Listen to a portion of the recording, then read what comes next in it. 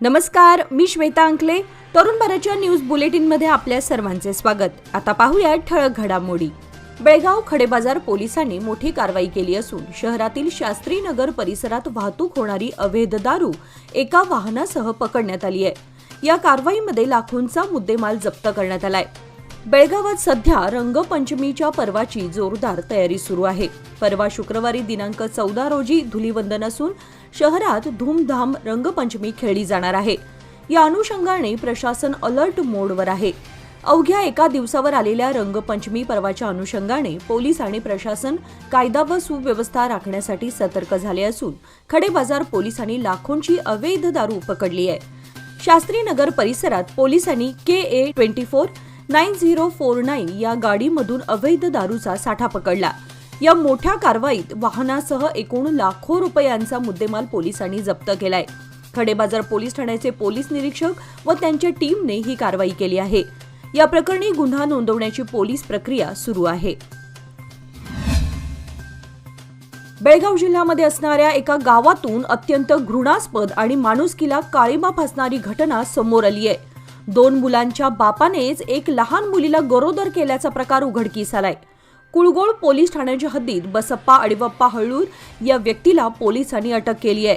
बालिकेच्या आईने दिलेल्या तक्रारीनुसार आरोपी बसप्पा याने अल्पवयीन मुलीशी शारीरिक संबंध ठेवत होता. यामुळे मुलगी 8 महिन्यांची गरोदर झाली होती.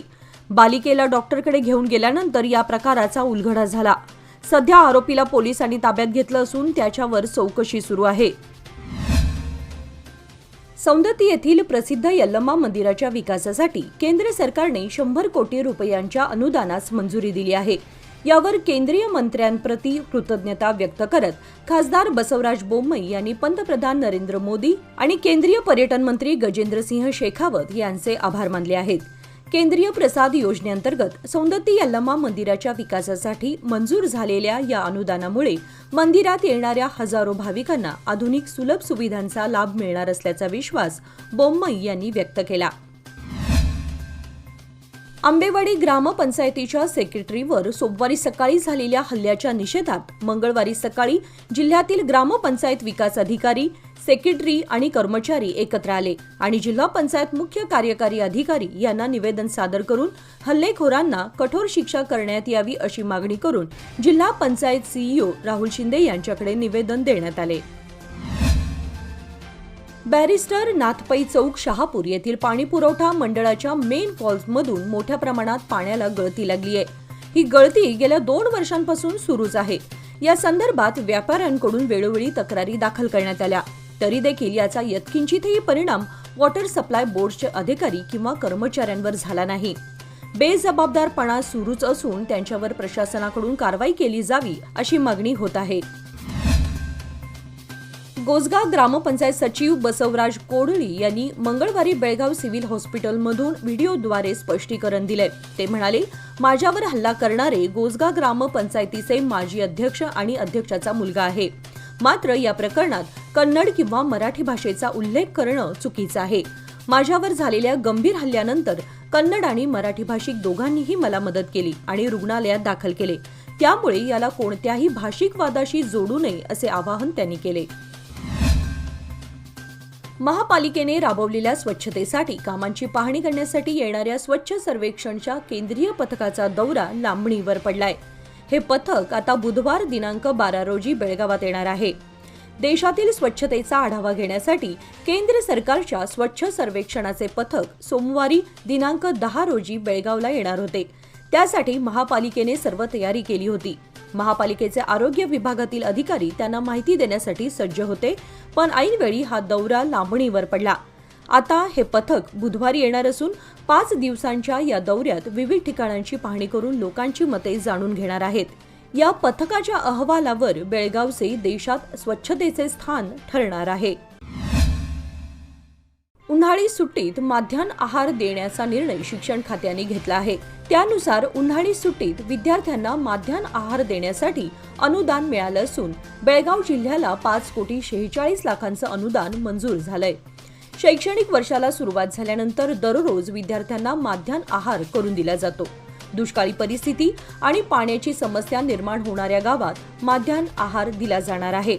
दुष्काळी परिस्थिती निर्माण झालेल्या तालुक्यांमधील शाळांना उन्हाळी सुट्टीमध्ये माध्यान्ह आहार देण्यासाठी विद्यार्थ्यांना आहार पाहिजे की नको याची माहिती देण्याची सूचना करण्यात येणार असल्याची माहिती दिली आहे। गेल्या वर्षी बेळगाव शैक्षणिक जिल्ह्यातील 1,31,837 तर चिकोडी शैक्षणिक जिल्ह्यातील 1,86,160 विद्यार्थ्यांनी उन्हाळी सुट्टीत माध्यान्ह आहारासाठी नोंदणी केली होती। यावर्षी राज्यातील 31 जिल्ह्यांमध्ये 223 तालुक्यातील शाळांमध्ये उन्हाळी सुट्टीत आहार देण्यासाठी अनुदान दिलं आहे। अयोध्या नगर येथील श्री गुरु कॉलेज ऑफ नर्सिंगच्या 5व्या बॅचचे दीपप्रज्वलन कार्यक्रम नुकताच सदाशिवनगर स्थित कन्नड भवन येथे पार पडला। या कार्यक्रमाला पॅरा ऑलिम्पिक मेडलिस्ट राघवेंद्र अन्वेकर हे प्रमुख पाहुणे म्हणून उपस्थित होते। यावेळी संस्थेच्या या 5व्या बॅचच्या नर्सिंग विद्यार्थ्यांना उत्कृष्ट कार्यासाठी फ्लॉरेन्स नायटिंगल शपथ देवविण्यात आली। श्री गुरु ग्रुप ऑफ इन्स्टिट्यूशनचे डीन व संचालक डॉक्टर प्रकाश पाटील, राघवेंद्र अन्वेकर, सुजाता कलगटगी यांनी आभार मानले।